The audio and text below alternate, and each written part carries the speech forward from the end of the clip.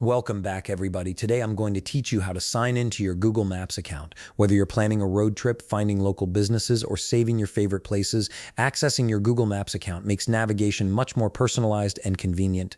Let's walk through this simple process step by step.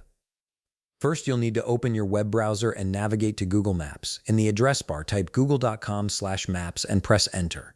This will take you directly to the Google Maps homepage where you can access all the mapping features and tools. Once the page loads, direct your attention to the upper right corner of the screen. Here you'll see a Sign In button.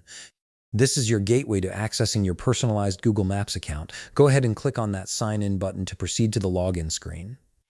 After clicking Sign In, you'll be presented with a list of Google accounts.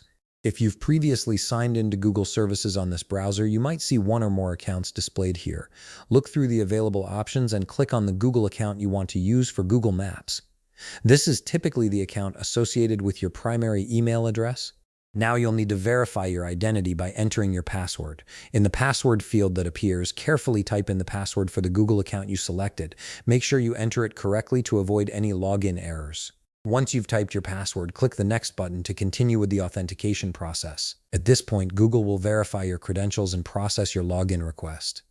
This might take just a moment, so be patient while the system confirms your information. Once verified, you'll be automatically signed into your Google Maps account. And that's it. You're now signed in and can access all your saved locations, custom maps, and personalized recommendations. If you found this video helpful, please leave a like, subscribe, and see you in the next video.